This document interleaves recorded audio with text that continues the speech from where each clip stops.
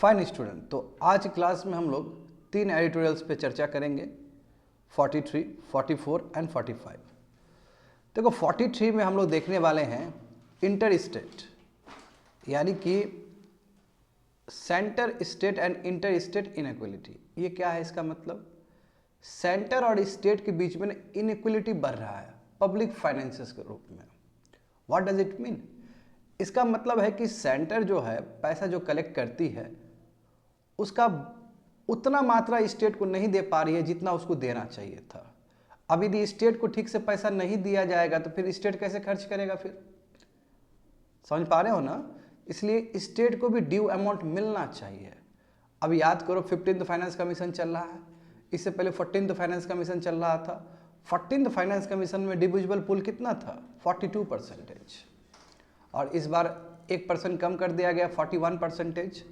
मगर जब gross revenue sharing का देखोगे तो बहुत कम है, 30 से 35% है। तो ये हो गया आपका सेंटर स्टेट इनइक्वलिटी। सेंटर और स्टेट के बीच में इनइक्वलिटी है in terms of your public finances.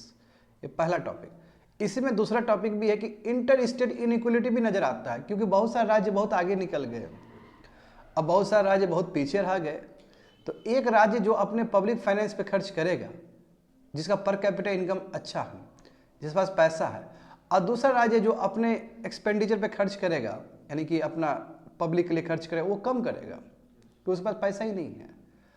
इस एडिटोरियल्स में हम लोग देखने वाले हैं कि जो सेंट्रल सेक्टर स्कीम है, जो सेंट्रल स्पॉन्सर्ड स्कीम है, उसके वजह से भी कैसे इंटर स्टेट इनइक्वलिटी नजर आता है। बात समझे ना? तो ये की टर्मिनोलॉजी है जो हम चर्चा की हैं अभी तक। उसके बाद देखते हैं 44th, net borrowing ceiling, NBC. इसी तरह का टर्मिनोलॉजी सब यूपीएससी में पूछा जाता है प्रीलिम्स सब में कि एनबीसी क्या है। केरल सरकार का ये कुछ कंटेंशंस हैं एनबीसी, और इसको ही लेके वो सुप्रीम कोर्ट अप्रोच किया है। एक्चुअली एक सीलिंग है, सीलिंग मतलब आप इतना ही खर्च कर सकते हो। इसमें भी सेंट्रल गवर्नमेंट ने कुछ थोड़ा सा चेंज किया है, तो वो पसंद नहीं आया केरल गवर्नमेंट को, क्योंकि इससे क्या हुआ कि यदि जो भी सेंट्रल गवर्नमेंट ने किया है, इसके वजह से जो केरल गवर्नमेंट जो पैसा अब बजट जो उठाती है, यानी कि बजट में पैसा नहीं है, आवंटन नहीं किया गया, एलोकेट नहीं किया, जो अब बजट कर रही है दूसरी जगह से उठा रही है, तो वो जो सीलिंग है ना वो कम हो जाएगा। मतलब वो उतना नहीं उठा पाएगी जितना पहले उठा रही थी। हालांकि अभी तुम लोग को कुछ नहीं समझ में आएगा जो मैं बोल रहा हूँ, क्योंकि जब तक मैं इसको डिटेल्स में ना बता दूँ तब तक कुछ नहीं समझ में आएगा। पर समझने का प्रयास करो कि इसका है क्या। कुछ कुछ शब्द समझ सकते हो, है ना, कि कुछ कुछ टर्मिनोलॉजी समझ सकते हो। जैसे पहले मैंने कहा कि स्टेट और सेंटर और स्टेट के बीच में इनइक्वलिटी, फिर इंटर स्टेट इनइक्वलिटी, कुछ तो समझ में आया होगा। सेकंड में मैंने क्या कहा कि केरल गवर्नमेंट और स्टेट गवर्नमेंट के बीच में कुछ है, ठीक है। एंड थर्ड वन देखो कि हमारा जो गवर्नमेंट बॉन्ड है, करेंसी जो बॉन्ड है, वो अब ग्लोबल इंडिसेस में नजर आएगा। इससे पहले भी हमने देखा था, इससे पहले भी हम लोग देखे थे कि पहले भी हुआ है और इस बार भी हो रहा है। तो क्या ये भी प्योर इकोनॉमिक्स है? तो कहने का मतलब तीनों जो एडिटोरियल्स है प्योर इकोनॉमिक्स का एडिटोरियल, इसलिए ज़्यादा ध्यान दोगे। हाँ, मैं मानता हूँ कि तुम लोग को अभी समझ में नहीं आया होगा, और जो बच्चे यूट्यूब पे देख रहे होंगे उसको भी समझ में नहीं आया होगा। मैं जैसे ही हम लोग क्लास आगे बढ़ेंगे आराम समझ में आ जाएगा सभी चीज़। तो देखो क्या है ये 43, centre state and inter state inequality in public finances, है ना, which is clearly evident. GS paper 2, Constitution and Polity, functions and responsibility of the states, of the union and the states, issues and challenges pertaining to the federal structure, devolution of power and finances up to local levels and challenges therein। तो एक तो आपका syllabus इधर हो गया, दूसरा syllabus आपका ये इकोनॉमिक्स में भी आ सकता है, समझे। इकोनॉमिक यानी कि GS पेपर 3 में भी आ सकता है ये। और ये कब आया था? हिंदू पेपर में आया था, 7 फरवरी को आया था, समझे। तो स्टार्ट करते हैं, मतलब समझने का प्रयास करते हैं स्टूडेंट, कि डिकोड करने का प्रयास करते हैं कि एडिटोरियल में दिया क्या गया है। अब इस बात को समझो अच्छे से, जितने भी आंकड़ा भी आएगा, डेटा बहुत इंपॉर्टेंट है। यहाँ पे डेटा पे स्पेशल फोकस करोगे, जो जितने भी बच्चे लोग क्लास में बैठे हुए हो। Finance commission recommendation and the reality. अब फाइनेंस कमीशन ने जो रिकमेंडेशन दिया और जो हकीकत में हो रहा है, दोनों के बीच में अंतर है। फाइनेंस कमीशन का काम क्या है? Article 280 as per the constitution, finance commission का काम है कि डिविजिबल पूल को शेयर करना, यानी कि जो भी सेंटर पैसा कलेक्ट कर रही है तो स्टेट को कितना जाएगा, सेंटर के पास कितना रहेगा, वो सब जो रिकमेंडेड करता है वो फाइनेंस कमीशन ही करता है। अब देखो 14th and 15th finance commission, 14th finance commission ने कितना बोला कि 42% होना चाहिए, यानी कि सेंटर जो पैसा जो जमा किए। अब यहाँ पे बचे लोग कुछ कॉन्सेप्ट समझना होगा, यहाँ पे ध्यान देना होगा तुम लोग को। सेंटर जो पैसा कलेक्ट करती है, ठीक है, मान लो कि 100 रुपया कलेक्ट की, तो उसमें सेंटर सेस और सरचार्ज भी कलेक्ट कर रही है, कलेक्शन चार्ज भी सेंटर ही लेती है। कलेक्शन चार्ज हुआ, सेस हुआ, सरचार्ज हुआ, समझे। तो ये स्टेट के साथ शेयर नहीं किया जाता है, ये स्टेट के साथ शेयर नहीं किया जाता है, यानी कि स्टेट के साथ जो शेयर करने वाला जो होता है उसमें से 41%। तो कहने का मतलब क्या हो कि यदि सेंटर सेस और सरचार्ज बढ़ाते चले जाए तो सेंटर का रेवेन्यू बहुत ज़्यादा हो जाएगा और स्टेट को उतना नहीं मिल पाएगा जितना वो डिजर्व करता है। प्रॉब्लम यहीं पे है, क्योंकि यदि सेंटर पूरी तरीके से सेस और सरचार्ज बढ़ाते, क्योंकि सेस और सरचार्ज शेयर करने वाला चीज़ नहीं है, सेस और सरचार्ज क्या होता है सेंटर खुद ही रखती है। बात समझे, जैसे मैं एग्जांपल बोलता हूँ, लेट से सेंटर ने कलेक्ट किया पैसा, सेंटर ने पैसा कलेक्ट किया, 100 रुपीज़ टोटल कलेक्ट हुआ, टोटल भारत का 100 रुपीज़ कलेक्ट हुआ। तो उसमें से मान लो कि सेस सरचार्ज जोड़ के 10 रुपया हो गया, तो अब बचा कितना, 90 रुपया।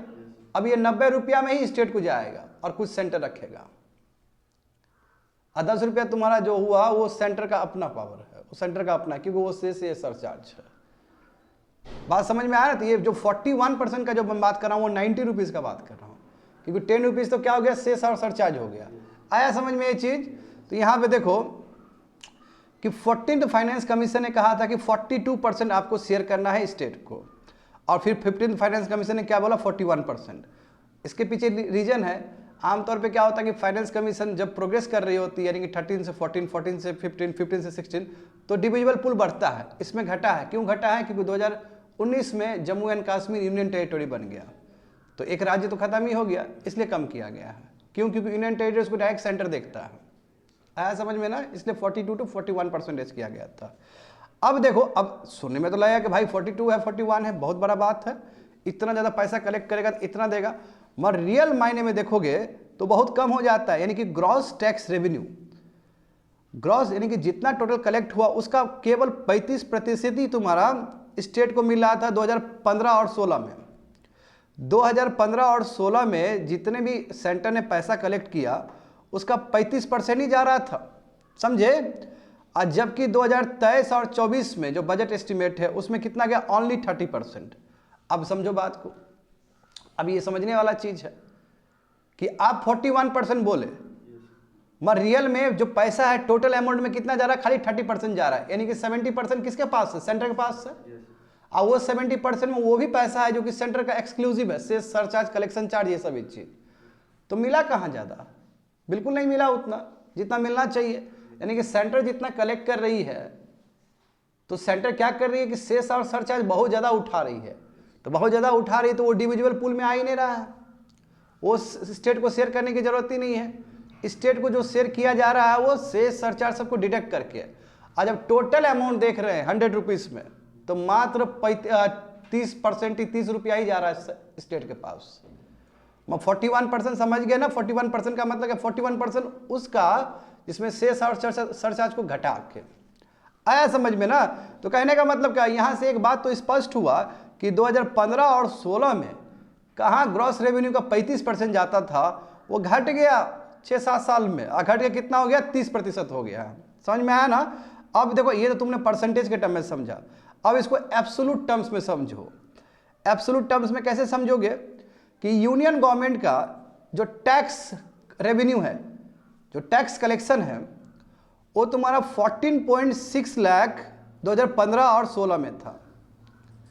14.6 लाख करोड़, समझे, 14.6 लाख करोड़ 2015 और 16 में था, और 2023 और 24 में कितना हो गया, 33.6 लाख करोड़, यानी कि 2.3 टाइम्स बढ़ोतरी हुआ है। कितना टाइम बढ़ोतरी हुआ है, 2.3 टाइम्स बढ़ोतरी हुआ, इंक्रीज हुआ है। जबकि वहीं देखो स्टेट को जो मिल रहा था, जो स्टेट को मिल रहा था, स्टेट को 2015 और 16 में 5.1 लाख करोड़ मिल रहा था, और वो बढ़ के डबल हुआ अभी 2023 और 24 में, और रकम कितना हो गया 10.2 lakh crore. What does it mean कि सेंटर का जो रेवेन्यू है, सेंटर का जो ग्रॉस रेवेन्यू है वो 2.3% से बढ़ा है, मगर जो स्टेट को मिल रहा है केवल 2 टाइम्स मिल रहा है, 2 टाइम्स ज़्यादा मिल रहा है। इसका मतलब सेंटर ज़्यादा रख रही है। ये एनोमली क्यों है, ये इरेगुलरिटी क्यों है? क्योंकि सेंटर लगातार सेस और सरचार्ज उठा रही है, ज़्यादा उठा रही है, क्योंकि सेस और सरचार्ज जितना सेंटर उठाएगी उतना उसको शेयर नहीं करना पड़ेगा स्टेट के साथ। तो बात समझ में आ गया ना कहाँ पे इरेगुलरिटी हो रहा है? तो यानी कि दूसरे शब्द में कहा जाए, देखो वही लिखा है, दूसरे शब्द में कहा जाए कि जो ग्रॉस टैक्स रेवेन्यू है यूनियन गवर्नमेंट का वो 2 टाइम्स ज़्यादा यानी कि 2.3 टाइम्स है, बट जो स्टेट को जो राशि मिल रहा है, जो स्टेट को जो फंड मिल रहा है वो मात्र तुम्हारा 2 टाइम्स मिल रहा है। तो यहाँ पे गड़बड़ी है। आगे समझो इस बात को फिर से। हाँ, अब जानते हो कि फाइनेंस कमीशन रिकमेंडेशन देती है कि ग्रांट्स देना है स्टेट को, पंचायत के लिए देना है, बहुत सारी चीज़ के लिए देना है। तो अब उसको एब्सोल्यूट टर्म में भी देखो कि ग्रांट्स इन एड स्टेट्स को दिया जाता है। ये भी स्टैट्यूटरी ग्रांट है। स्टैट्यूटरी मतलब क्या कि पार्लियामेंट का लेजिस्लेशन है, ये लेजिस्लेशन है, देना चाहिए, समझे ना, ये एक देना चाहिए। फाइनेंस कमीशन हमेशा रिकमेंडेड करता है कि आपको ग्रांट्स इन एड भी देना है, किसको, स्टेट्स को देना है। अब इसमें तुम लोग समझोगे कि 2015 और 16 में स्टेट को ग्रांट्स कितना दिया जा रहा था, 1.95 लाख करोड़ दिया जा रहा था। अभी देखो 2023 और 24 में ग्रांट्स कितने दिए जा रहे हैं, ओनली 1.65 लाख करोड़ दिया जा रहा है। आया समझ में? यानी कि ग्रांट्स भी घटा है। कायदे से क्या होता है, बढ़ना चाहिए, क्योंकि समय के साथ कलेक्शन तो बढ़ रहा है, चार्ज बढ़ रहा है ना, क्योंकि हमारा जीडीपी तरक्की कर रहा है, स्टूडेंट इकोनॉमी तरक्की कर रहा है, तो स्टेट को ग्रांट्स भी अच्छा मिलना चाहिए। हाँ, सेंट्रल गवर्नमेंट का अपना ही दलील होगा कि हम सेंट्रल सेक्टर स्कीम बहुत ज़्यादा चला रहे हैं तो हमको वहाँ पैसा चाहिए, हम तो स्टेट को दे ही रहे हैं, वो दलील होगा अपने जगह पे सेंटर का। मैं ये बात भी तो किसी से छुपा नहीं है कि घटा है, जो ग्रांट्स मिलना चाहिए वो घटा है पहले कंपेयर में। पहले कितना था 2015 और 16 में, ओनली कितना था 2015 और 16 में 1.95 लाख करोड़, और घट कितना हो गया 1.65 लाख करोड़, यानी कि स्टेट को नुकसान हो रहा होगा ना, ये हो गया। अब यहाँ पे समझो, तो यदि सब चीज कंबाइन कर दोगे स्टूडेंट, एवरीथिंग कंबाइन कर दोगे कि the combined share of statutory financial transfer in the gross tax revenue of the union government decline from 48% to 35.3, यानी कि सब चीज को जोड़ देते हैं, ग्रांट्स इनको जोड़ देते हैं, इंडिविजुअल पूल सबको जोड़ देते हैं, तो मात्र कितना परसेंटेज होगा, 35% ऑफ द ग्रॉस रेवेन्यू। सब चीज को जोड़ने के बाद, ग्रांट्स को भी जोड़ने के बाद, और जबकि एक समय कितना था, 7 साल पहले कितना था, 48% था। तो कहने का मतलब यहां हमें आंकड़ा से ये साफ साफ पता चल रहा है स्टूडेंट कि स्टेट और सेंटर के बीच में इनइक्वलिटी है। यदि स्टेट के पास कम पैसा मिलेगा तो स्टेट कम फाइनेंस कर पाएगा, पब्लिक के लिए कम फैसिलिटी होगा, क्योंकि स्टेट जितना सशक्त होगा, स्टेट के पास जितना पैसा होगा उतना ही वो पब्लिक के ऊपर खर्च कर पाएगा, उतना ही वो इंफ्रास्ट्रक्चर खर्च बना पाएगा, उतना ही वो हॉस्पिटल बना पाएगा, उतना ही वो स्कूल बना पाएगा, उतना ही बेटर कर पाएगा। मैं यहाँ तो फाइनेंस मिल ही नहीं रहा है, तो इसलिए ये साफ साफ नजर आ रहा है हमें कि ये क्या है, तुम्हारा स्टेट और सेंटर का इनइक्वलिटी है पब्लिक फाइनेंसेस में। ये आंकड़ा ये बोलना चाह रहा है तुम लोग से। आगे देखो, हाँ, सेस एंड सरचार्ज, मैंने कहा ना कि ये सेस और सरचार्ज ही है जिसके वजह से इतना आप डिफरेंस देख रहे हो कि स्टेट को कम पहुंच पा रहा है और सेंटर ज्यादा कलेक्ट कर रही है, क्योंकि हम जानते हैं इस बात को कि सेस, सरचार्ज और इस तरह का बहुत सारा टैक्सेस है जो कभी भी सेंटर को शेयर नहीं करना पड़ता है स्टेट से, समझे, और इसके लिए कॉन्स्टिट्यूशन में ही प्रोविजंस दिए गए हैं। बात समझ गए ना? हाँ, मैं जीएसटी कंपनसेशन सेस का बात नहीं कर रहा हूं, यदि मैं जब जीएसटी कंपनसेशन का बात करूं तो और बढ़ जाएगा। जीएसटी कंपनसेशन सेस क्यों ले रहे थे? ताकि जो मैन्युफैक्चरिंग स्टेट है जिसका जीएसटी लागू होने के बाद नुकसान हो रहा है उसको कंपनसेट कर सके। और हम जानते हैं कि 2020 में कोविड के टाइम में सरकार ने बहुत सारे पैसा मार्केट बोरोइंग किया था और स्टेट को देना पड़ा था, तो उस समय बहुत कर्ज हो गया सेंटर के पास। तो कायदे से 2021 और 22 में जीएसटी कंपनसेशन वाला खत्म हो जाना चाहिए था, मगर सरकार ने क्या किया, एक्सटेंड कर दिया, क्योंकि उस समय कर्जा दिया था।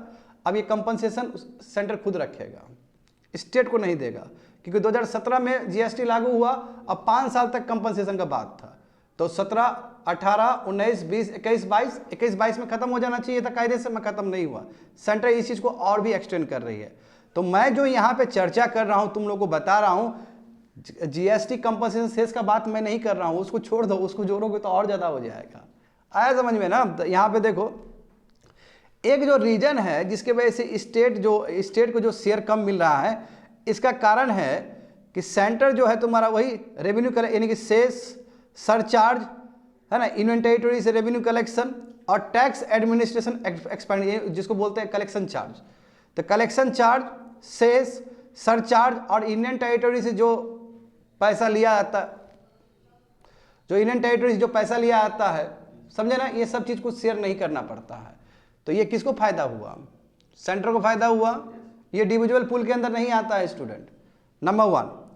तो ये जो 3 फैक्टर्स है यही। और अभी तो देखो स्पेशली कहोगे तो चलो कलेक्शन चार्ज छोड़ दो, समझे ना, हाँ, revenue collection from union territory वो भी छोड़ दो, ये स्पेशली सेस और सरचार्ज ये लगातार बढ़ते चला जा रहा है। तो ये लगातार बढ़ने का मतलब क्या हुआ कि सेंटर और ज़्यादा पैसा कलेक्ट करके अपने ही जगह पर रख रही है, और जिसको स्टेट से उसको शेयर करने की जरूरत नहीं है। अब एग्जाम्पल यहाँ पे समझो कि सेस और सरचार्ज का कलेक्शन 2015 और 16 में 5.9% था ग्रॉस रेवेन्यू का। टोटल यदि 100 रुपया आ रहा है सरकार के पास, तो उसमें से लगभग 6% क्या चीज में आ रहा है? उसको सेस और सरचार्ज में, जिसको शेयर करने की जरूरत ही नहीं है, स्टेट को शेयर करने की जरूरत ही नहीं है, उसका अपना हो गया। बात समझ में आ गया ना? यदि मैं एब्सोल्यूट नंबर में बताऊं ये, तो 85,000 करोड़ जो कलेक्ट हुआ है सेस और सरचार्ज में, सेंटर को स्टेट को देने की कोई जरूरत नहीं है। उसके बाद देखो ये बढ़ के आंकड़ा कितना बड़ा हो गया? ग्रॉस रेवेन्यू 11% हो गया, 10.8%, यानी कि एब्सोल्यूट टर्म में देखा जाए तो 3.63 लाख करोड़ है। समझ पा रहे हो ना मतलब? तो सिंपल हिसाब किताब है। 100 रुपया कलेक्ट हुआ तो 11 रुपया, 10.8, 11 बोल सकता हूँ, 11 रुपया उसको देने की जरूरत ही नहीं है। तो अब कितना बचा? 89 में 41% स्टेट को देने की जरूरत है। और एक समय 2015 और 16 में क्या था? मात्र 100 रुपया लेट से उस समय 100 रुपया कलेक्ट हो रहा है, तो 6 रुपया रखेगा और 94 रुपीज में उसको देना था। और उस समय का जो भी उस समय तो जानते हो 14th फाइनेंस कमीशन चल रहा था, तो 42% देना था उसको। इसलिए देखते हो ना हिसाब किताब कैसे चेंज हो जा रहा है। हाँ, इसको समझना जरूरी है। वही मैंने कहा स्टूडेंट कि जो यहाँ पे जो जीएसटी कंपनसेशन सेस का बात ही नहीं कर रहे हम लोग, उसको एक्सक्लूड करके बात कर रहे हैं। यदि वो भी जोड़ दिया जाए तो और बढ़ जाएगा ये। आगे देखो, तो ये अब देखो, अब सरकार अपने तरफ दलील देती है, सेंट्रल गवर्नमेंट अपना दलील देती है। देखिए ये सेस हम बढ़ा रहे हैं, सरचार्ज बढ़ा रहे हैं, तो अभी हमारा परफॉर्मेंस देखिए, हम अभी सेंट्रल स्पॉन्सर स्कीम चला रहे हैं, हम सेंट्रल सेक्टर स्कीम चला रहे हैं। अब देखो सेंट्रल स्पॉन्सर स्कीम और सेंट्रल सेक्टर स्कीम में क्या अंतर है?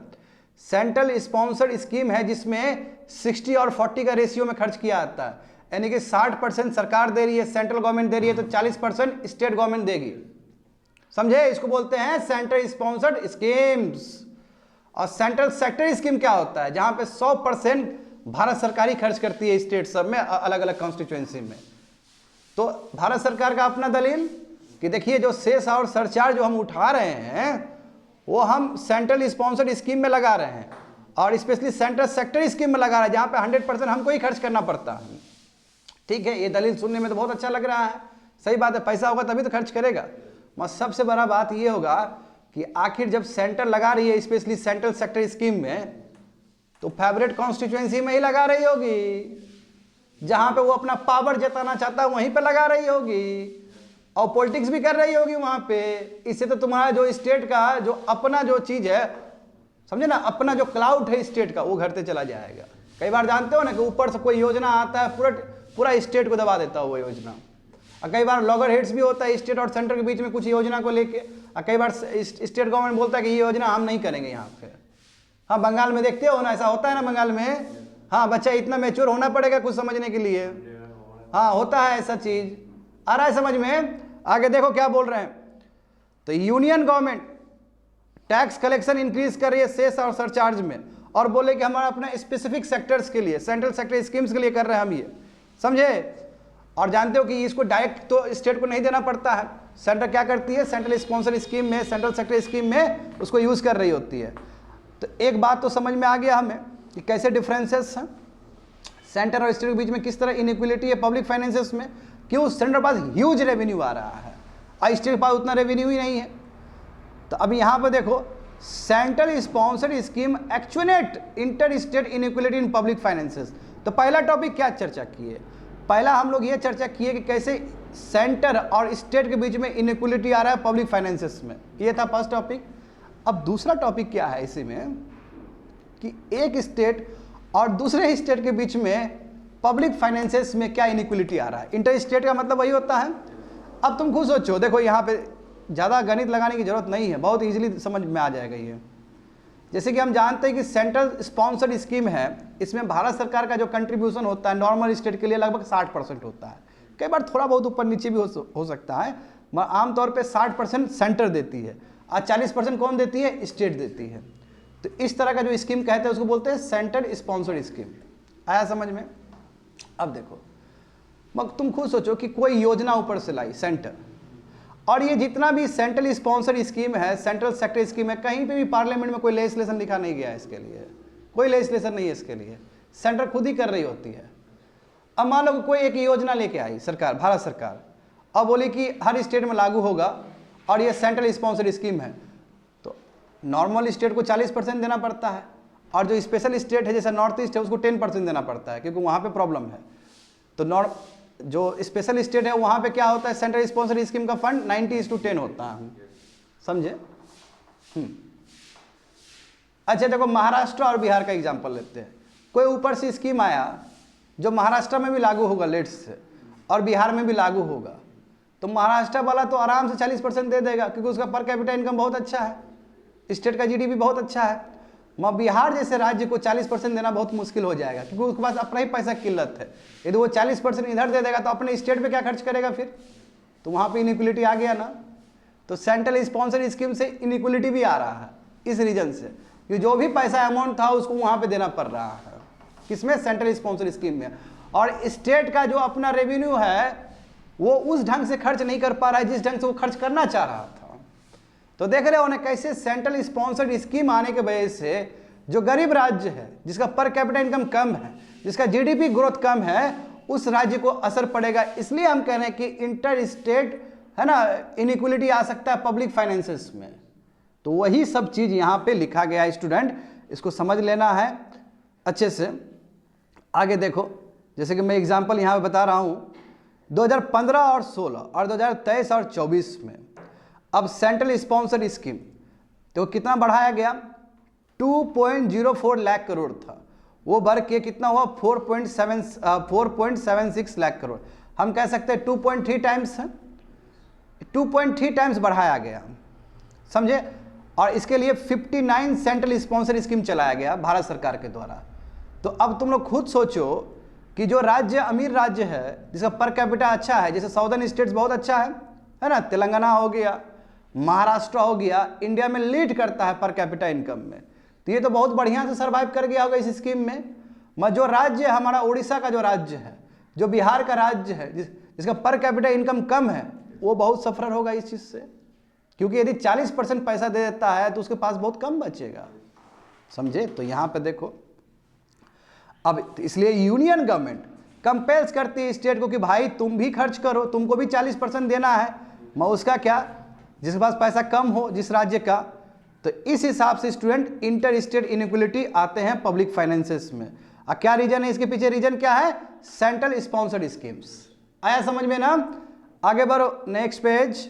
हाँ, अब तो हम लोग एक ये चर्चा कर लिए सेंट्रल स्पॉन्सर्ड स्कीम, अब बात करेंगे central sector scheme. Central sector scheme क्या है, पूरा भारत सरकार खर्च करेगी। अब सभी बच्चे लोग जो बैठे हो या फिर जो यूट्यूब पे देखोगे तो तुम लोग को क्या लगेगा कि सेंट्रल सेक्टर स्कीम है, यहाँ पे तो कोई इनइक्वलिटी नहीं आना चाहिए, यहाँ पे तो इनइक्वलिटी, क्योंकि यहाँ पे तो भारत सरकार टोटल 100% खर्च कर रही है, यहाँ तो फिर स्टेट का बल्ले बल्ले हो जाएगा, स्टेट को बहुत फायदा होगा।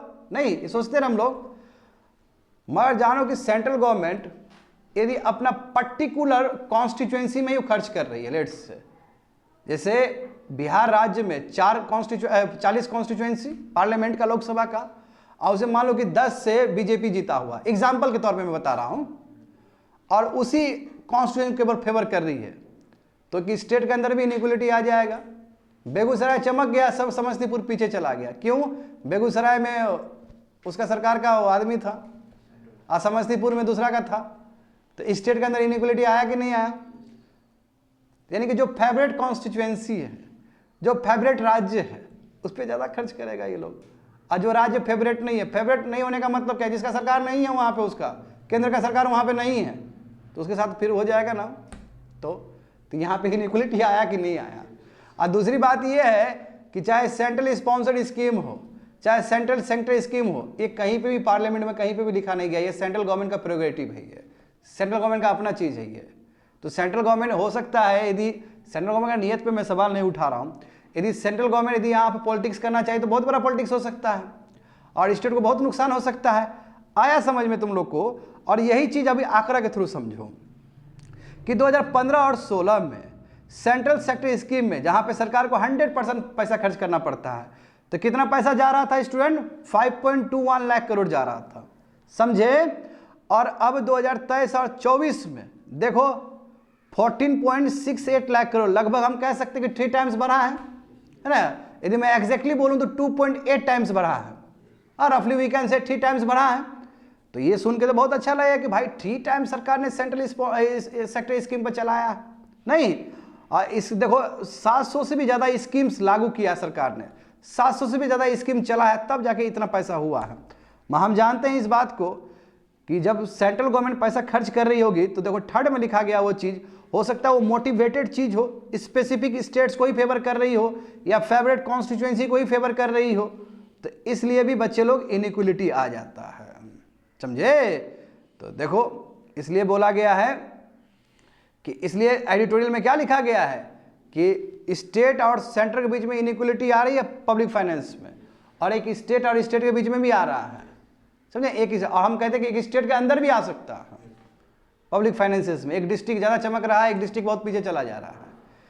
तो देखो नेक्स्ट पेज देखो स्टूडेंट कि सेंट्रल स्पॉन्सर्ड स्कीम और तुम्हारा जो सेंट्रल सेक्टर स्कीम्स है ये नॉन स्टैट्यूटरी ट्रांसफर है। मैंने कहा ना ये पार्लियामेंट से बना हुआ नहीं है, ये सेंटर का अपना प्रेरोगेटिव है।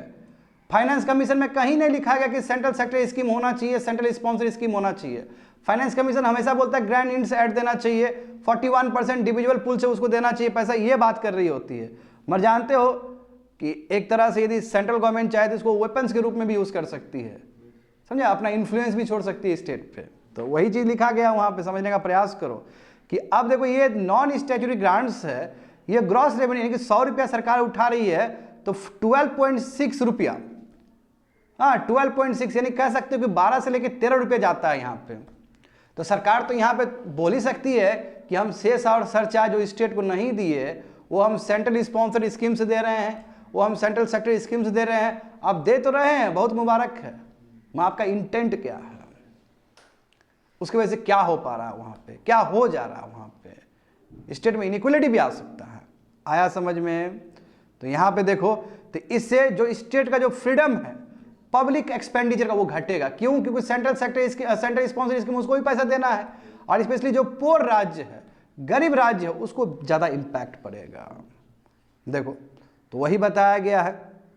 हाँ अब देखो FRBM एक्ट जानते हो, जिसके हिसाब से फिस्कल डिफिसिट आपको कम करना पड़ता है। अब पिछले साल भारत सरकार ने बोला था कि 5.9%, रिवाइज एस्टिमेट हुआ तो फिस्कल डिफिसिट कितना हुआ? 5.8%, और इस बार इंटरिम बजट में 5.1%, और आने वाले 2025 और 26 में 4.5%। ठीक है, फिस्कल डिसिप्लिन दिखा रहा है। मगर राज्य के लिए तो केवल 3% बोल रहे हो आप, यानी कि राज्य जो पैसा ले सकता है खाली 3% ही कर्ज उठा सकता है जीडीपी का, उसका अपना जीडीपी का। मगर केंद्र तो 5.1, 5.8, तो ये भी तो इनइक्वलिटी हुआ, तो राज्य कहाँ उठा पा रहा है फिर पैसा? इनइक्वलिटी आया कि नहीं आएगा? तो FRBM का चीज़ तो दोनों पे ही उतना ही लागू होना चाहिए, क्योंकि स्टेट को तो चाहिए ना पैसा जी। स्टेट सबसे नज़दीक है सिटीजन का, बात समझो, उसको ज़्यादा पैसा चाहिए, तो ये भी एक प्रॉब्लम होगा। तो वो देखो, union government wields enormous financial with limited expenditure responsibility, यानी कि गवर्नमेंट को, यूनियन गवर्नमेंट के पास रिस्पॉन्सिबिलिटी कम है और पैसा बहुत ज़्यादा है। अब बेचारा इन लोगों का देखो, स्टेट के पास रिस्पॉन्सिबिलिटी ज़्यादा है, पैसा कम है, तो एनोमली आया कि नहीं आया, इरेगुलरिटी आया कि नहीं आया, फेडरलिज्म डिस्टर्ब होगा इससे। तो समझ गए ना? ये आपका फर्स्ट एडिटोरियल हुआ। देखिए समझे कितना बढ़िया आंकड़ा के साथ एडिटोरियल दिया गया है। ये एक एक चीज़ समझने वाला है और लिखने वाला और कोई नहीं, अरविंद पनागड़िया साहब हैं, बताए थे कभी, बहुत बड़े इकोनॉमिस्ट है वो, उनका फोटो भी देखो वहाँ पे, ठीक है, बहुत बड़े। जब नीति आयोग बना था तो उनके वाइस चेयरमैन थे ये, क्योंकि chairman by default prime minister बनेंगे। ये बहुत बड़े इकोनॉमिस्ट, हम लोग पढ़ के हिंदू पेपर का ना बहुत कुछ समझे हैं इनसे। वेरी ऑनर्ड इकोनॉमिस्ट, बहुत जानकार आदमी है ये।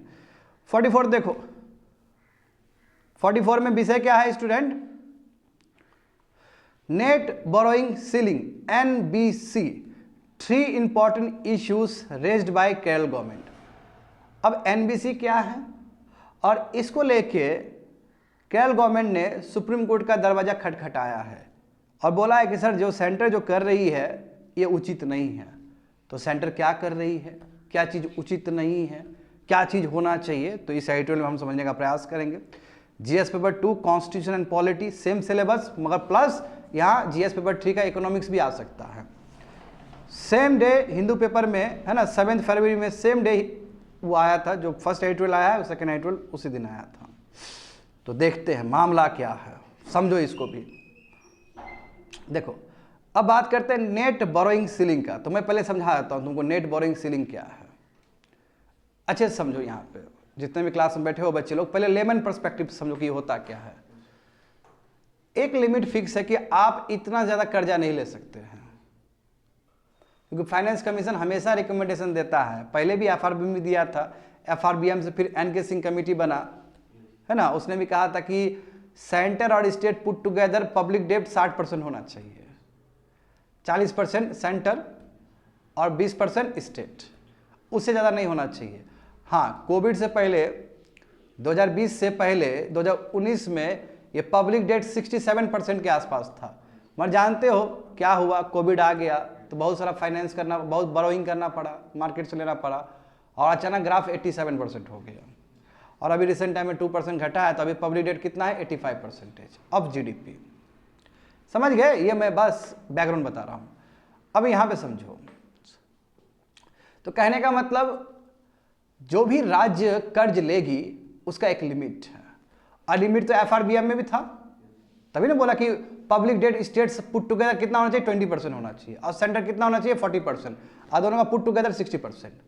तो एक राज्य को बोरोइंग करने का एक लिमिट होना चाहिए, इससे ज़्यादा नहीं करना चाहिए, उसी को हम बोलते हैं नेट बोरोइंग सीलिंग। आया समझ में? यानी कि एक राज्य इतना ही इतना पैसा ले सकती है, वो सीलिंग फिक्स कर दिया, कैप फिक्स कर दिए। समझे? जैसे तुम लोग को बोलें कि तुम लोग को 5 घंटा ही पढ़ना है, तो एक सीलिंग फिक्स हो गया, या तो 5 घंटा पढ़ना है या 5 घंटा से कम पढ़ना है, ज़्यादा नहीं पढ़ना है, एक फिक्स हो गया आपका। हालांकि ऐसा नहीं बोलेंगे कभी तुम लोग को, हम तो बोलेंगे 15 घंटा पढ़ो, एग्जाम्पल दे रहे हैं केवल समझाने के लिए, तो एक सीलिंग हो गया। अब ये समझो, अब बजट मैकेनिज्म भी होता है। जैसे बजट में जब बजट पेश करते हैं, बजट तो देखो स्टेट में ही पेश किया जाता है और पार्लियामेंट में भी किया जाता है। स्टेट का अपना विधानसभा है ना, सरकार आती है वहाँ बजट पेश करती है, जानते हो बहुत नॉर्मल प्रोसीजर है, कॉन्स्टिट्यूशन में भी प्रोविजन दिया गया है इसके लिए। तो 2 शब्द से तुम लोग बहुत फैमिलियर हो गए, एक होता है बजट से पैसा देना, एक होता है अक्रूवल बेस्ड बजट। अब क्या होता है कई बार कि बजट में बोले कि इस स्कीम के लिए हम 2 लाख करोड़ दे रहे हैं, मैं उस स्कीम में पता चला कि 3 लाख करोड़ खर्च हो गया, तो 1 लाख करोड़ मार्केट बोरोइंग किया गया। हाँ, मार्केट बोरोइंग कर सकता है, ऐसे भी देखो स्टेट गवर्नमेंट का दबदबा ज़्यादा है, सरकार का दबदबा ज़्यादा होता है, सरकार पैसा ले लेती है, स्टेट गवर्नमेंट बोलती है कंटीजेंट लायबिलिटी हमारे ऊपर है, कुछ भी होगा तो हम देख लेंगे, गारंटी सरकार खुद है, और सरकार गारंटी है तो सब कुछ हो जाता है, आराम से पैसा मिल जाता है उसको, बैंक सबसे, प्रोविडेंट फंड से, पब्लिक अकाउंट से आराम से पैसा मिल जाएगा। हाँ, प्रोविडेंट फंड, पब्लिक अकाउंट सब सब्सक्राइब कर सकती है स्टेट भी, जैसे केंद्र करती है ना उस तरह स्टेट भी कर सकती है। अब यहाँ पे देखो केरल गवर्नमेंट क्या कर रही है कि बहुत सारा पैसा अब बजट कर रही है, अब बजट निकाल रही है, यानी कि बजट में जो नहीं बोला, जो केंद्र सरकार का जो इंस्टीट्यूशन है, जैसे उसका बहुत सारा इंस्टीट्यूशन होगा, बहुत सारा एजेंसीज होंगे, जैसे भारत सरकार का एजेंसी FCI है ना, फूड कॉर्पोरेशन ऑफ इंडिया। तो पहले क्या होता था, पहले क्या होता था कि भारत सरकार फूड सब्सिडी पे बोलती थी कि 2 लाख करोड़ दे रहे हैं, तो पता चला कि 4 लाख करोड़ दे दिया, तो 2 लाख करोड़ तो फिर FCI इधर उधर से उठाया है, हालांकि इस बार मना कर दिया, 2 साल से मना कर दिया कि एफसीआई कभी 1 रुपया भी नहीं उठाएगा उधर से, स्पेशली पब्लिक अकाउंट से तो उठाना ही नहीं उसको। कन्या समृद्धि योजना, पेंशन फंड, वहां से तो बिल्कुल नहीं उठाना, वो मना कर दिया गया। अब केंद्र सरकार ने फिस्कल डिसिप्लिन गजब दिखाया है। अब केंद्र सरकार अक्रूवल बेस्ड बजटिंग सिस्टम पे काम कर रही है। अब केंद्र सरकार चाहती है कि स्टेट भी उस पर काम करे, यानी कि जो बजट में जितना पैसा दिया गया उतना ही खर्च होना चाहिए, या फिर आप उठा रहे हो कहीं से तो वो बजट में मेंशन होना चाहिए। ये अच्छा बात है। जैसे कर्ज ज्यादा ले लोगे तो फिर इंटरेस्ट पेमेंट करना पड़ेगा, फिर आपका बहुत ज्यादा नुकसान हो जाएगा। ठीक, समझ गए। अब देखो यहां पे हुआ क्या, मामला क्या हुआ। तो एक तो नेट सीलिंग है आपका कि आप इतना ही बोरो कर सकते हो, और केरल गवर्नमेंट दबा के बोरो कर रहा था मार्केट से। तो अब सरकार ने बोला कि देखो तुम अब बजट कर रहे हो, तो आप जब अब बजट कर रहे हो तो वो भी नेट बोरोइंग सीलिंग के अंदर आएगा, तो अब तुम्हारा कम स्पेस हो जाएगा। तो स्टेट बोल रही कि भाई जो अब बजट हम कर रहे हैं, जो हम पब्लिक अकाउंट से पैसा ले रहे हैं, वही कन्या समृद्धि योजना इस टाइप का जो भी है स्टेट के अंदर, पोस्ट ऑफिस से जो पैसा ले रहे हैं, वो तो नेट बोरोइंग सीलिंग के अंदर आएगा ही नहीं, तो हम जितना भी उठा सकते हैं। मगर केंद्र ने बोला कि नो, वो भी आएगा। तुम यदि 10 रुपया फिक्स है, तुम 5 रुपया उठा ले, तो आप 5 रुपया का ही तुम्हारे पास स्पेस है, तुम 5 रुपया उठा सकते हैं। केरल गवर्नमेंट का मानना है कि नहीं, वो वाला चीज इसमें नहीं आएगा। ये जो 10 रुपया है ये हम उठाएंगे दूसरी जगह, ये तो हम उठाते रहेंगे, ये भी उठाएंगे हम। इस चीज को लेकर कंटेंशन हो गया बीच में। और अभी केरल गवर्नमेंट बोल रही है कि देखिए जो केंद्र ने हम पे इंपोज किया है कि वो उठा लिए, वो भी कैलकुलेट किया जाएगा। अब तो मेरे पास पैसा नहीं है कि हम आदमी को वो रेवेन्यू दे सके, रेवेन्यू एक्सपेंडिचर कर सके। मामला ये है, इसलिए सुप्रीम कोर्ट पहुंच गया। ये बात आया समझ में? आया समझ में अच्छे से? देखो यहां पे समझो। तो केरल गवर्नमेंट सुप्रीम कोर्ट गया है, अब बोला है कि सेंटर ने जो हमारे ऊपर नेट बोरोइंग सीलिंग का बात किया है ना, और इसकी वजह से जो भी सोर्सेस से हम पैसा ले रहे थे उस पर लिमिट हो गया। कहीं ना कहीं संविधान का जो आर्टिकल 293 है उसका वायलेशन हो रहा है।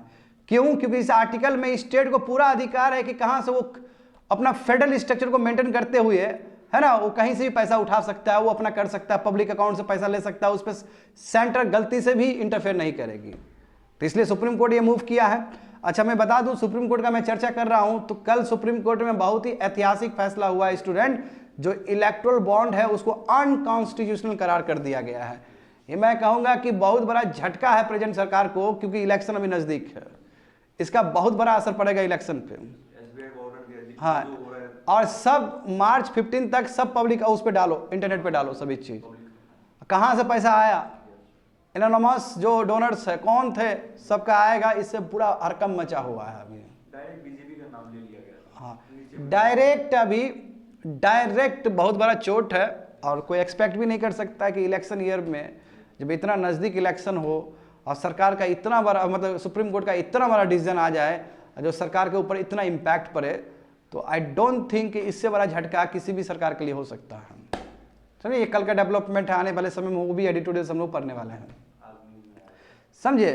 तो यहाँ पे देखो, तो केरल गवर्नमेंट ने एक्यूज किया है सेंटर को कि भाई आपके वजह से हम बहुत प्रॉब्लम में हैं, क्योंकि आपने क्या किया, सीलिंग आपने बोल दिया कि अब बजट भी करेंगे तो वो भी नेट बोरोइंग सीलिंग के अंदर आएगा, तो हम पैसा लाएंगे कहां से फिर? बात समझे? तो इसलिए केरल गवर्नमेंट ऊपर पहुंचा सुप्रीम कोर्ट के पास। तो जैसे कि मैंने कहा है कि नेट बोरोइंग सीलिंग का मतलब क्या है, तो नेट बोरोइंग सीलिंग का मतलब है कि स्टेट जो है अपना, है ना, स्टेट जो अपना फाइनेंस करने के लिए ओपन मार्केट बोरोइंग कर सकती है, और एक लिमिट होगा उसके लिए। स्टूडेंट क्या होगा? एक लिमिट होगा।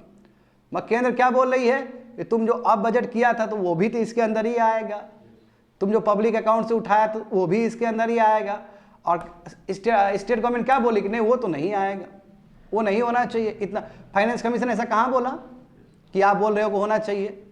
तो देखो यही बात है कि नेट बोरोइंग सीलिंग का मतलब है कि एक राज्य के पास या राज्य के पास कहाँ से सोर्सेस है ओपन मार्केट बोरोइंग करने का।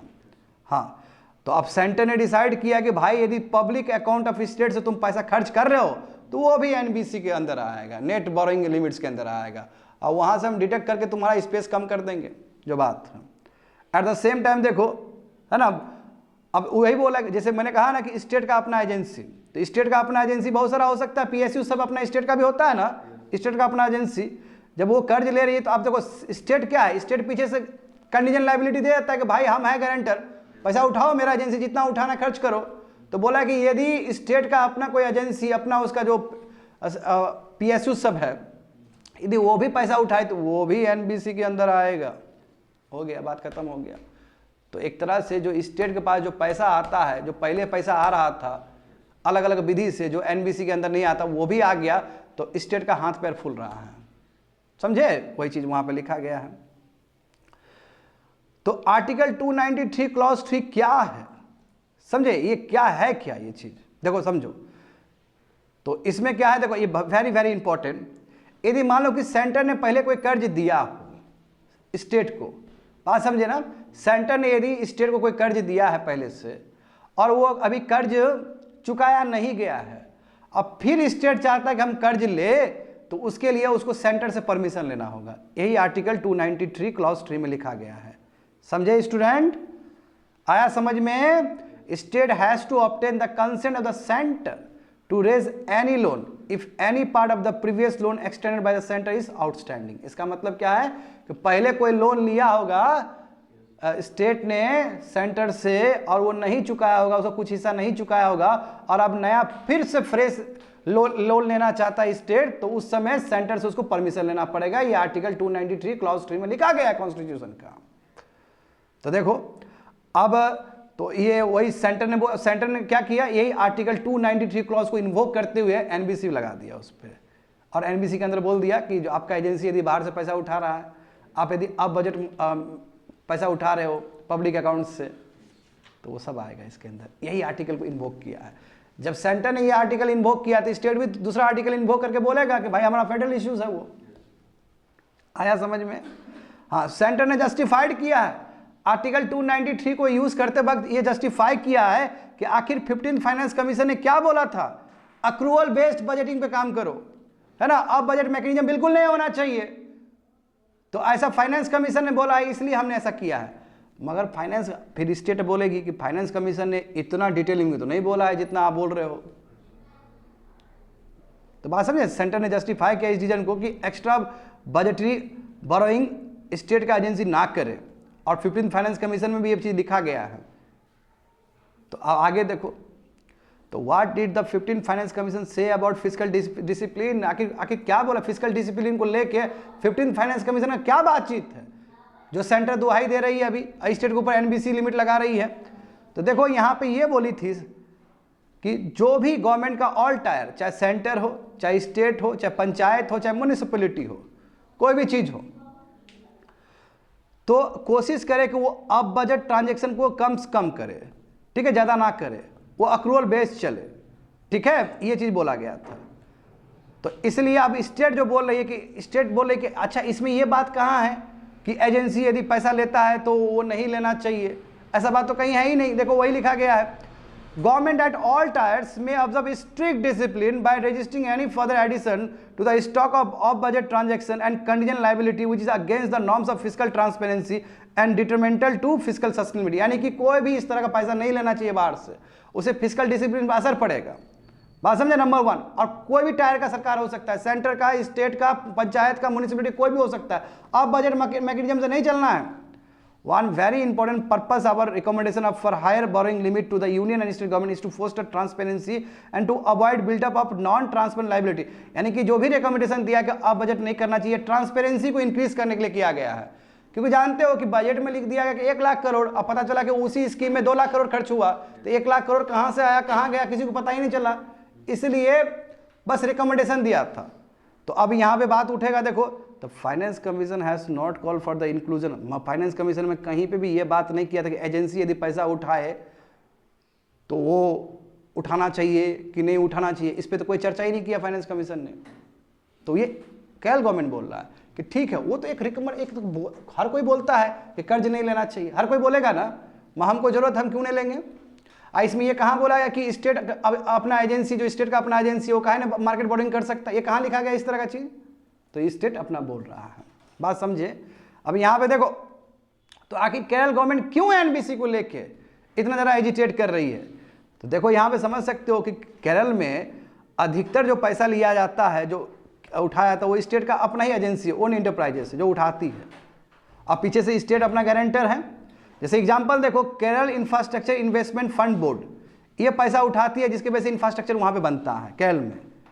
अब चूंकि जो भी पैसा Kerala infrastructure investment fund board उठाई है वो भी एनबीएफसी के अंदर आ जाएगा, तो स्टेट गवर्नमेंट ये बोले कि भाई हमारे पास तो पेंशन का फंड देने के लिए पैसा नहीं है, हमारे पास वेलफेयर स्कीम देने का बात नहीं है, ये तो गलत किया सेंटर ने। आया समझ में ना, ये चीज़ मैंने पहले ही बोल दिया था कि इसलिए स्टेट गवर्नमेंट को लग रहा है कि सेंटर कुछ ज़्यादा ही ऊपर से उसका फिजिकल है ना, फिजिकल डोमेन में घुस रही है। Two important arguments raised bye Kerala government, Kerala government यहाँ से 2 आर्गूमेंट रेज करती है कि पार्लियामेंट के पास कोई पावर नहीं है, सेंटर के पास कोई पावर नहीं कि इस तरह वो घुस से। जैसे एंट्री 43 देखोगे स्टेट लिस्ट में, इसमें जो पब्लिक डेप्ट है स्टेट का उसमें सेंटर का कोई रोल नहीं है। ये क्यों? क्योंकि ये सेंट्रल लिस्ट में आता है ये चीज़। जब सॉरी वो स्टेट लिस्ट में, जब स्टेट लिस्ट में कोई चीज़ आ रहा है तो सेंटर काहे ऊपर से आएगा भाई? ये स्टेट का सब्जेक्ट है, जब स्टेट का सब्जेक्ट है तो काहे आएगा सेंटर? तो ये दलील दिया जा रहा है कि पार्लियामेंट में कोई पावर नहीं है लेजिस्लेशन बनाने का public debt of the states के ऊपर, क्योंकि ये entry 43 of the state list के अंदर आता है। जब स्टेट का डोमेन है तो स्टेट खुद देखे, इसलिए लॉ बनाने का है ना, एडमिनिस्ट्रेट करने का पूरा विधानसभा का जिम्मेदारी है, ना बल्कि लोकसभा का जिम्मेदारी है। ये पहला दलील केरल गवर्नमेंट के द्वारा। अब दूसरा दलील देखो, पब्लिक अकाउंट बैलेंस भी एनबीसी के अंदर नहीं आएगा, कहीं पे भी नहीं लिखा गया है। यदि तुम ठीक से पढ़ोगे आर्टिकल 266 क्लॉज 2, तो उसमें ये दिया गया है स्टूडेंट कि जो भी मनी कलेक्टेड होगा सेंट्रल गवर्नमेंट और स्टेट गवर्नमेंट के द्वारा, जो कि कंसोलिडेटेड फंड ऑफ इंडिया का नहीं है, एग्जाम्पल देखो वही पब्लिक अकाउंट का है। जैसे कंसोलिडेटेड फंड ऑफ इंडिया में पैसा चला जाता है ना, अब पब्लिक अकाउंट में क्या है, तुम्हारा पोस्ट ऑफिस सब में जमा होता है ना, जैसे पब्लिक अकाउंट हुआ, स्मॉल सेविंग हुआ है ना, सिक्योरिटी डिपॉजिट हुआ, प्रोविडेंट फंड हुआ, रिजर्व फंड हुआ, इस तरह का वो जो भी बहुत सारे फंड्स है वो पब्लिक अकाउंट के अंदर आते हैं। यहाँ पे बिल्कुल स्टेट खर्च कर सकता है, स्टेट पैसा ले सकता है यहाँ से, यहाँ कहीं कोई रिस्ट्रिक्शन नहीं है, क्योंकि ये कंसोलिडेटेड फंड ऑफ इंडिया में पैसा जा ही नहीं रहा है। ये जब कंसोलिडेटेड फंड ऑफ इंडिया में पैसा नहीं जा रहा है तो सेंटर क्यों इस तरह हमें इंस्ट्रक्शन लगा रही है? सेंटर क्यों बोले कि एनबीसी ये भी इंक्लूड कर दिया जाएगा एनबीसी में? ये ठीक नहीं है। हमारा जो फिजिकल जो स्पेस है वो सेंटर क्या कर रही है, खा रही है, उसको इंटरफेयर कर रही है। ये उचित नहीं है, क्योंकि पावर कोई ये तुम्हारा पार्लियामेंट के पास नहीं है, कोई पावर सेंटर के पास नहीं है, ये पूरा पावर स्टेट विधानसभा के पास है। समझ में आया student? Very very important editorial, ये बात समझे, बहुत इंपॉर्टेंट। एनबीसी, ठीक है, इस तरह का जो फैंसी वर्ड है पूछता है सिविल सर्विस प्रीलिम सब में। आगे देखो, तीनों ही टॉपिक आज का प्योर इकोनॉमिक्स से मैं बोल रहा हूं ना, बहुत ही खतरनाक टॉपिक सब दिया गया है। अब देखते हैं 45। अब 45 देखो यहाँ पे, pros and cons of inclusion of Indian government bonds in global indices. हाँ, GS paper 3 economic development government budgeting, और ये हिंदू पेपर में आया था 3 फरवरी को। देखो ये है क्या। अच्छा बच्चे लोग, तुम लोग को सभी विद्यार्थी को मैंने लगभग 5-6 महीने पढ़ाया था, 5-6 महीने पहले पढ़ाया था कि जेपी मॉर्गन, सुना होगा जरूर, जेपी मॉर्गन। जेपी मॉर्गन ने क्या डिसाइड किया? जेपी मॉर्गन ने डिसाइड किया कि भारत का जो सरकार का जो बॉन्ड है, रूपी वाला बॉन्ड, वो अपने इंडिसेस में इंक्लूड करेगा। शेयर मार्केट टाइप का है, समझो ना, एक बॉन्ड वाला मार्केट है। तो जेपी मॉर्गन ने ये बोला था। सिमिलर प्रोविजन तुम्हारा अभी ब्लूमबर्ग इंडेक्स सर्विस ने भी बोला है। ये चीज अच्छी बात है। भारत का जो बॉन्ड है, करेंसी बॉन्ड है ना, अपना रूपी करेंसी बॉन्ड जो है वो विदेश में भी जाएगा। अच्छा बात। अच्छा, बॉन्ड क्या होता है? बॉन्ड का मतलब एक पेपर दे दिए और पैसा ले लिए, फिर आपको इंटरेस्ट दिया जाएगा, और जो सरकार पैसा ले रही है वो सरकार फिर खर्च करेगी, इधर उधर खर्च करेगी इंफ्रास्ट्रक्चर पे, दुनिया भर की जगह पे। तो ये अच्छा संकेत है भारत के लिए। हाँ, और इस संकेत में नेगेटिव भी है, अभी समझेंगे नेगेटिविटी क्या है इसमें। तो यहां समझो, इकोनॉलॉजी वाइज समझना होगा तुमको। शुरू में जेपी मॉर्गन ने किया, अब ब्लूमबर्ग डिसाइड करा कि भारत का जो सरकार का जो बॉन्ड है वो भी अपने इंडेक्स में शामिल करेगी। और जब वो अपने, क्योंकि उसका इंडेक्स में बहुत सारा कंट्री का होगा, तो भारत का भी जाएगा, तो एक तो भारत का जो करेंसी है और इंटरनेशनलाइज होने का चांस होगा उसमें, नंबर 1। बात समझे ना, पूरा ग्लोबल इन्वेस्टर को जाएगा मैसेज, ढेर सारा पैसा आएगा। अभी देखो, अभी कोई भी पब्लिक, अभी कोई भी इंफ्रास्ट्रक्चर हमें बनाना होता है तो हम जाते हैं बैंक में, जाते हैं बैंक से पैसा लेते हैं। तो ये बैंक पैसा दे देती है जो, अब बैंक के ऊपर रिलैक्स होगा कि पैसा उधर से आ जाएगा। और जो इंटरेस्ट रेट भी कम हो जाएगा इससे, क्योंकि लिमिटेड पैसा है, तो यहाँ से ढेर सारा पैसा आएगा। ये आपका सब क्या है, प्रोज है, इसका बहुत फायदा होगा। देखो एक एक शब्द समझना पड़ेगा तुम लोग को, ऐसे नहीं समझ में आएगा ये एडिटोरियल। देखो सितंबर 2023 में जेपी मॉर्गन ने कहा था कि भारत का जो लोकल करेंसी गवर्नमेंट है, यानी कि जो रूपी करेंसी गवर्नमेंट बॉन्ड है, वो हम अपना GPI-EM ग्लोबल इंडेक्स में हम लगा रहे हैं। ये डिसाइड किया, और कब से लगाएंगे, जून 2024 से, अब आने वाला है समय वो, ठीक है, वो डिसाइड हो गया था 2023 में ही। सिमिलरली अभी कुछ दिन पहले जनवरी 8 को similar proposal Bloomberg index service ने भी दिया है कि हम भी जैसे जेपी मॉर्गन बोला उस तरह हम भी करेंगे, समझ गए। और इंडिया का जो बॉन्ड है, ये करेंसी जो बॉन्ड है, भारत सरकार का जो बॉन्ड है, ये हम भी शामिल करेंगे। और कब से स्टार्ट करेंगे, सितंबर 2024 से, समझ गए ना। सिमिलर अब आया कैसे ये चीज, क्योंकि भारत सरकार ने, समझो कि भारत सरकार ने 2019 में कुछ फैसला लिया कि भारत का भी अपना जो बॉन्ड है बाहर जाएगा, और बाहर लोग यदि सब्सक्राइब करेंगे तो बहुत फायदा होगा हमको। तो ये हमने ये डिसीजन लिया था 2019 में ही लिया था डिसीजन, है ना। और इसी डिसीजन को रखते हुए 2020 में देखो हमने क्या कर दिया कि गवर्नमेंट बॉन्ड को हमने पूरा ऑफिशियल एसेसेबल बना दिया कि आराम से भारत सरकार का जो बॉन्ड है यदि भारत में भी है बाहर भी है तो फंड वाला आदमी उसको सब्सक्राइब कर सकता है। ये क्यों किया गया होगा सरकार के द्वारा, ताकि ढेर सारा पैसा आ सके। अभी भी तो FPI में ढेर सारा पैसा आता है, ऐसा थोड़ी है कि मार्केट नहीं खुला, इंडिया का मार्केट तो खुल तो गया है। ये नेक्स्ट स्टेप है ग्लोबलाइजेशन का। आपका शेयर मार्केट खुल चुका है, आपका FDI का मार्केट खुल चुका है, तो ये तो खुलना ही था एक ना एक दिन, एक ना एक दिन खुलना ही था ये बाबू। ये ग्लोबलाइजेशन का रिजल्ट है ये सभी चीज। तो भारत सरकार ने 2019 में रिवील किया कि हम अपना बॉन्ड भी क्या करेंगे, बाहर हमारा चलाएंगे। और 2020 में बोला गया कि बाहर का आदमी आके हमारा बॉन्ड को भी खरीद सकता है। तो बिल्कुल सरकार का जो सोच है उसके अनुरूप, है ना, जेपी मॉर्गन ने भी स्टेप लिया और अभी ब्लूमबर्ग भी स्टेप ले रहा है कि उसके इंडेक्सेस में भारत सरकार का भी बॉन्ड होगा। बात समझे ना।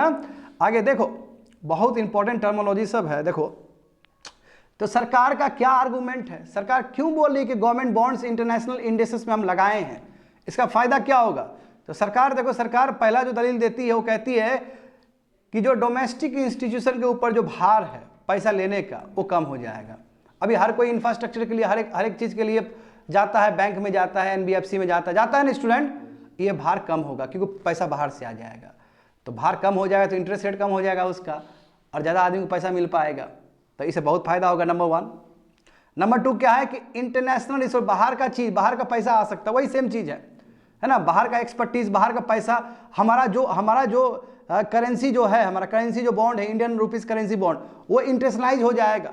बाहर भी लोग जानेंगे कि अच्छा भारत का भी इस तरह का बॉन्ड होता है, ये हो जाएगा। और तीसरी बात ये है कि जैसे FDI आता है तो उसको चेक करते हैं ना, FPI देखो, FPI राउंड ट्रिपिंग जानते हो ना तुम लोग, कि बहुत सारा धांधलीबाजी होता है। इसमें कोई धांधलीबाजी नहीं होगा, इसमें आपको पता चल जाएगा कहाँ से कैसे पैसा आ रहा है, तो मनी भी आपका क्लीन आएगा, तो वो चीज़ का भी फायदा है, आप आराम से ट्रैक कर सकते हो।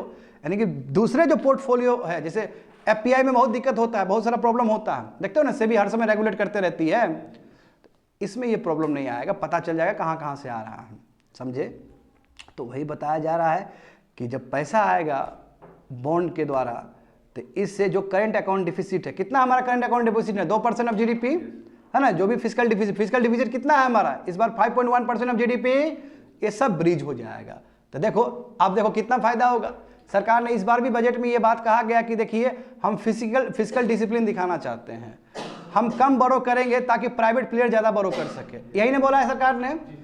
और अभी देखो यदि बाहर से पैसा आएगा तो और कम फिजिकल और मार्केट से कम बोरो होगा, तो सरकार के लिए तो बहुत राहत है कि जो फिजिकल जो कर्जा में है, फिजिकल डिफिसिट है, जो तुम्हारा ये तुम्हारा जो करंट अकाउंट डिफिसिट है वो ब्रिज हो जाएगा बाहर के पैसा से, ये बहुत एडवांटेज होगा, सरकार ऐसा बोल रही है, ठीक है। और कॉस्ट ऑफ बोरोइंग देखो, कॉस्ट ऑफ बोरोइंग भी कम हो जाएगा। जब पैसा आपको बाहर से आ ही रहा है तो यहाँ जो आदमी जो पहले 7%, 8%, 10% ब्याज में जो पैसा लेता था वो कम हो जाएगा, क्योंकि पैसा अवेलेबल ज़्यादा होगा मार्केट में।